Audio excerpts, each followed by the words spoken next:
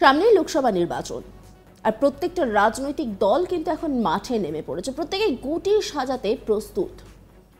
লোকসভা ভোটের দামামা বেজে গেছে বলা যেতেই পারে। দিনক্ষণ ঘোষণা হয়নি, তবে মোটামুটি তো বোঝা যাচ্ছে। আর এই মুহূর্তে সব থেকে বড় প্রশ্ন যেটা, 2024-এর আসন্ন ভোটে তৃণমূল কংগ্রেস কেমন ফল করবে, কটি আসন জুটবে রাজ্যের শাসক দলের কপালে। কারণ একদিকে আমরা জানি বিজেপি যে কেন্দ্রীয় নেতৃত্ব, তারা এসে কিন্তু একটা টার্গেট বেঁধে দিয়েছেন, সেই টার্গেটে তারা কাজ করবেন। আর সেখানে দাঁড়িয়েই তাহলে তৃণমূলের ফল কি হবে? যদিও তৃণমূল কিন্তু যথেষ্ট আশাবাদী, তবে ইন্ডিয়া টুডে সি ভোটের জনমত সমীক্ষা থেকে যা উঠে আসছে তাতে কিন্তু রাজ্যের শাসক দলের কাছে আসন্ন লোকসভা নির্বাচন মোটেই সুখের হচ্ছে না, বরং বলা যায় অস্তিত্ব বেশ বিপদেই রয়েছে। কারণ রাজ্যের শাসক দলের নেত্রী থেকে শুরু করে শীর্ষস্তরের নেতারা যখন বারবার বলছেন রাজ্যে 42টি আসনে একা লড়াই করবেন এবং গতবার অর্থাৎ 2019-এর তুলনায় ফল আরও ভালো হবে, সেখানে ইন্ডিয়া টুডে ও সি ভোটারের সমীক্ষায় উঠে আসা তত্ত্বে এই জিনিসটি পরিষ্কার যে তৃণমূল কংগ্রেস কিন্তু আসন্ন লোকসভা ভোটে মোটেও সেফ জোনে নেই, বরং ঘাড়ের কাছে নিঃশ্বাস ফেলবে রাজ্যের প্রধান বিরোধী দল বিজেপি। এই সমীক্ষা অনুযায়ী আসন্ন লোকসভা ভোটে 22টি আসন পেতে চলেছে তৃণমূল কংগ্রেস। প্রসঙ্গত 2019 সালে লোকসভা ভোটেও কিন্তু তৃণমূল 22টি আসনই পেয়েছিল। নিকটতম প্রতিদ্বন্দ্বী হিসেবে বিজেপি পেয়েছিল 18টি আসন। উল্লেখ্য, 2019 সালের ভোটে তৃণমূলের ভোট শেয়ার ছিল 43.7%। আর এবার আসন্ন লোকসভা ভোট 2024-এ সেই ভোট শেয়ার একটু হলেও কমছে তৃণমূলের, কমে হচ্ছে 43.5%, অর্থাৎ সামান্য হলেও কমছে তৃণমূলের ভোট শেয়ার। এই ইঙ্গিত মিলেছে ইন্ডিয়া টুডে সি ভোটার জনমত সমীক্ষায়। এ বিষয়ে বিশদে জেনে নেব ইন্ডিয়া টুডের কনসাল্টিং এডিটর প্রবীণ সাংবাদিক জয়ন্ত ঘোষালের কাছে। সঙ্গে রয়েছে আজ তাক বাংলার এডিটর ইন্দ্রজিৎ কুণ্ডু। পশ্চিমবঙ্গের বুকে তৃণমূল কংগ্রেসের ঝুলিতে 42-এর মধ্যে 22টি আসন আসতে পারে। যেই নাম্বারটা তারা গতবার পেয়েছিলেন সেই নাম্বারটি তারা আরেকবার পেতে পারেন। এটা কি তৃণমূল কংগ্রেস কিভাবে দেখবে? তাদের কাছে তো খুব একটা সুখবর হওয়ার কথা নয়, কারণ 2019-এ 22টি সিট পাওয়ার পর তৃণমূল কংগ্রেস যথেষ্ট হতাশ হয়েছিল এবং সেটা তৃণমূল কংগ্রেসের কাছে যথেষ্ট শোচনীয় ফলাফল বলে মনে হয়েছিল, কারণ তারা মনে করেছিলেন এনিওয়ে তারা 30 থেকে 35টি আসন পাবেন। এবারেও তারা সেই প্রচেষ্টাটাই করছেন যাতে ভোট পরবর্তী সিনারিওতে সর্বভারতীয় ক্ষেত্রে তারা কোনো একটা বড় রোল প্লে করতে পারেন। কিন্তু 22টি আসন নিয়ে সেটা কি সম্ভব হবে? এই মুহূর্তে 12 বছরের মমতা বন্দ্যোপাধ্যায়ের সরকার চলার পরে কোথাও গিয়ে কি অ্যান্টি ইনকামবেন্সি ক্রিপ করছে এবং তারই কি প্রতিফলন আমরা এই মুহূর্তেই জনমত সমীক্ষায় দেখতে পাচ্ছি? আমরা সরাসরি আরেকবার চলে যাব জয়ন্তদার কাছে। জয়ন্তদা, কিভাবে দেখছো এই নাম্বারটাকে? প্রথম কথা হচ্ছে যে অ্যান্টি ইনকামবেন্সি বা যেটাকে প্রতিষ্ঠান বিরোধিতা বা শাসক দল বিরোধিতা আমরা বলি, সেটা কিন্তু ল অফ নেচার। মানে সেটা এমন পৃথিবীতে কোথাও হয়নি যে মানে যেটা আমরা সবসময় বলি না, যেটা উত্থিত হয় সেটা অবনত হয়, লিফটের মতো ওঠে এবং নামে, প্যারাসুটের মতো। এখন মোদির ক্ষেত্রে যে জনপ্রিয়তাটা রয়েছে, আজ আছে, আরো কত বছর থাকবে আমি জানি না, কিন্তু সবসময় একটা পয়েন্ট অফ নো রিটার্ন একটা সময় আসে, তার একটা মার্জিনাল ইউটিলিটি অর্থনীতিতে যেটা বলে। মমতার ক্ষেত্রে সেটা হবে না, তিনি একমাত্র ব্যতিক্রমী হবেন। সিপিএম এর ক্ষেত্রে কিন্তু এই অ্যান্টি ইনকামবেন্সি হতেও অনেক দিন তারা ক্ষমতায় থেকে গেছে, আসন সংখ্যাগরিষ্ঠতাটাকে রেখেছে, বিরোধীদের ছত্রভঙ্গ করেছে।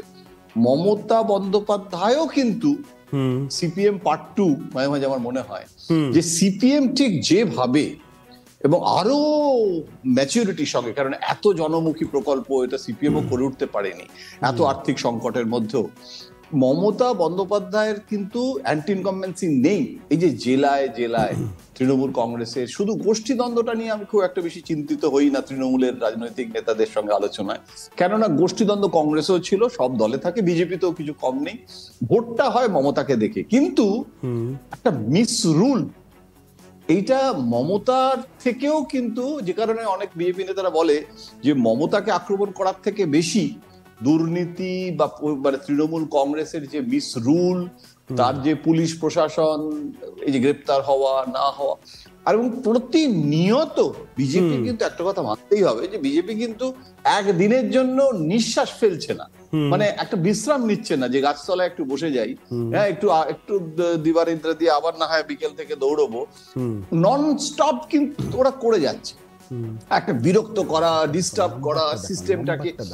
এবং সংবাদ মাধ্যম প্রতিদিন টিভি খুললেই যেভাবে একটা দেখা যাচ্ছে যে মনে হয় যেন পশ্চিমবঙ্গটা তাদের সারাদিন ধরে এইসব কাণ্ড হয়ে চলেছে, হয় এনফোর্সমেন্ট আইডি, নয় একটা কোন রকম বড় ঘটনা, নয় এখন তার ফলে এর একটা এফেক্ট, এর একটা প্রভাব সাধারণ মানুষের উপর কখনোই পড়বে না। এবং এগুলো তো বিভিন্ন জেলায় বিভিন্ন মানুষের মধ্যে, তাদের মধ্যে একটা পরিবর্তনের বাসনা বা হিন্দুত্বের প্রভাব, বাঙালি ভদ্রলোকদের মধ্যে একটা কিন্তু হিন্দু আজ বলে নয়, একটা সফট হিন্দুত্বের সাপোর্ট বেস বাঙালিদের মধ্যে আছে, যে কারণে অনেক কমিউনিস্টদের ক্ষেত্রেও আমি দেখেছি যে তারা অনেক সময় তারা বিজেপির মতো করে কথা বলছে, মমতা বিরোধিতাটা করতে গিয়ে বিজেপি হয়ে যাচ্ছে। এটা একটা খুব ইন্টারেস্টিং ফেনোমেনন পশ্চিমবঙ্গের রাজনীতিতে, ভোট ব্যাংকে। সুতরাং মমতা কিন্তু এগুলো জানে, এবং 2019-এ যে ভুলটা হয়েছিল 2021-এ সেই ভুল সংশোধন করে দেখিয়েছে। এবার 2024-এর আগেও কিন্তু এই যে গঙ্গাসাগর সেতু, এই যে জয় শ্রীরাম বলে রেগে যাওয়াটা 2019-এর ফেনোমেনন, 2024-এ কিন্তু সেই মমতা বন্দ্যোপাধ্যায়কে আমরা দেখছি না। সুতরাং মমতা বন্দ্যোপাধ্যায় কতটা পারবে, এবং বিজেপি যেটা পেরেছিল 2021-এ সেইটাকে ধরে রাখতে পারাটাও কিন্তু বিজেপির জন্য একটা মস্ত বড় কৃতিত্ব। কেননা সংগঠন তো নেই, রাজ্যের কোনো সংগঠন নেই, 1 2 3 নেতা আছেন। এখন এই 3-4টে নেতা এবং একটা দুর্বল সংগঠনকে নিয়েও যদি তারা 18টা আসন রাখতে পারে বা 1-2 আসন বাড়াতে পারে, তাহলে সেটা বিজেপির বিরাট সাফল্য হবে। কিন্তু সেটা এখনো সময় আছে, এবং এখনো মমতা বন্দ্যোপাধ্যায় যেভাবে শক্ত হাতে নিজে হাল ধরেছেন এবং যেভাবে জেলাগুলোতে ঘুরছেন, আরো ঘুরবেন, কি হবে আমি জানি না। কিন্তু বিজেপির যে অগ্রসর হচ্ছে ক্রমশ, যদি আমি একদম কলকাতা পুরসভায় 2টো কাউন্সিলর জিতেছি, সেই জায়গাটা থেকে 2টো এমপি হলো, মন্ত্রী হলো তপন শিকদারদের সময়, তারপর করতে করতে করতে আজকে যদি রেট্রোস্পেক্টে দেখা যায়, তাহলে পশ্চিমবঙ্গেও কিন্তু বিজেপির জন্য একটা সাকসেস স্টোরি। তোমার সুর ধরে আমি একটু থামাচ্ছি, তোমার সুর ধরে, যেহেতু আমরা বিজেপিকে নিয়ে আলোচনায় ঢুকেই গেছি, and that is the elephant in the room, কারণ প্রধান বিরোধী দল, তাহলে বিজেপির কি হাল হতে চলেছে পশ্চিমবঙ্গের বুকে? প্রত্যেকটি মানুষ এই মুহূর্তে পশ্চিমবঙ্গবাসী যারা রাজনৈতিকভাবে সচেতন, তাদের একটাই প্রশ্ন। আমরা তৃণমূল কংগ্রেসের নাম্বারগুলো দেখালাম, 43.5% ভোট শেয়ার এবারে তাদের হতে পারে, 43.7% 2019-এ ছিল, মাত্র 0.2% ডিফারেন্স, একটু কমছে, কিন্তু তাতে সিট শেয়ার কোনো রকমভাবে তাতে প্রভাবিত হচ্ছে না, একই সিট শেয়ার থাকছে বলে আমাদের জনমত সমীক্ষায় উঠে এসেছে। 22টি আসন তারা 2019-এ পেয়েছিলেন, 22টি আসনই তারা পেতে চলেছেন 2024-এ, আমাদের জনমত সমীক্ষা তাই বলছে। আমি জানি না তৃণমূল কংগ্রেসের এটাতে রিয়াকশন কেমন হবে, তারা কি খুব একটা খুশি হবেন? কৌশিকদা, কুইকলি, একদম তারা খুশি হবেন? তৃণমূল কংগ্রেস যেটা দেখছে যে কেন্দ্র যদি তৃণমূল কংগ্রেস তো চান 30 থেকে 35টা আসন তারা না, সেখানে 22টা জিতলে তো তাদের যথেষ্ট দুঃখের ব্যাপার, মনোবল ভাঙবে যে তারা চেয়েছিল আরো বেশি আসনে জিততে, 22 গতবার, এবারও 22। কিন্তু তুমি খুশি হবে কেন বলছো? এর মধ্যে অন্য কোনো খুশি হবে তৃণমূলের সঙ্গে, যারা বিরোধীরা বলছে তৃণমূলের সঙ্গে বিজেপির একটা সখ্যতা রয়েছে, সেই সখ্যতা জায়গা থেকে হয়তো তৃণমূল কোনো দিক থেকে লাভবান হতেও পারে। তার মূল কারণ হচ্ছে সেটিং তত্ত্ব, যেটা বারবার বলছে অধীর চৌধুরীও বলছে, এবং সুজন চক্রবর্তী, যারা বামেরা, তারাও কিন্তু বলছে সেটিং তত্ত্ব। হয়তো একে অপরের সঙ্গে পরামর্শ করে পেছনে কোনো চাপ আছে, অন্য কোনো হতেই পারে, গোয়েন্দা কেন্দ্রীয় গোয়েন্দা সংস্থা যেভাবে লেগেছে পেছনে, তাতে তো হতেই পারে। কারণ আমরা দেখছি সব রাজ্যের মুখ্যমন্ত্রীদের হেনস্থা করা হচ্ছে, আমাদের পশ্চিমবঙ্গ কিন্তু এখনো পর্যন্ত সেই অবস্থা অনেকটা ভালো রয়েছে। আর এটাও ঠিক, মমতা অবস্থা ভালো কোথায় রয়েছে? বারবার ইডি বিভিন্ন জায়গায় যাচ্ছে, এতগুলো মন্ত্রী, কিন্তু 2 মন্ত্রী জেলে, জ্যোতিপ্রিয় মল্লিক, পার্থ চট্টোপাধ্যায় জেলে, অনুব্রত মণ্ডল বীরভূমে হবে নির্বাচন, কিন্তু যেটা ভালো কোথায় আছে, যেটা মুখ্যমন্ত্রীদের চাপ সৃষ্টি করা হচ্ছিল, সেটা আমরা নীতিশ কুমারের ক্ষেত্রে দেখলাম বা কেজরিওয়ালের ক্ষেত্রে যেটা দেখলাম, সেই অবস্থা কিন্তু পশ্চিমবঙ্গ এখনো হয়নি। পশ্চিমবঙ্গের কিন্তু সেই টানাপোড়েনটা এখন হয়নি যে মুখ্যমন্ত্রীর কাছে চলে গেল গোয়েন্দারা, আশেপাশের পারিষদ যারা রয়েছে তাদেরকে জিজ্ঞাসাবাদ করতে পারে। কিন্তু এটাও খুব যন্ত্রণার জায়গা হবে, গতবারও 22, এবারও 22, তাহলে কি জনপ্রিয়তা একই অবস্থায় রয়েছে দলের? তৃণমূলের কি জনপ্রিয়তা নাকি ক্ষয় হয়েছে বা ভাঙন ধরেছে? অন্যান্য খবরের আপডেটের জন্য অবশ্যই নজর রাখুন আজ তাক বাংলার ইউটিউব স্ট্রিমিং এবং ইউটিউব চ্যানেলকে সাবস্ক্রাইব করুন, লাইক করুন, কমেন্ট করুন, শেয়ার করুন। পাশাপাশি হোয়াটসঅ্যাপে নজর রাখুন, কারণ সেখানেও রয়েছে আজ তাক বাংলা।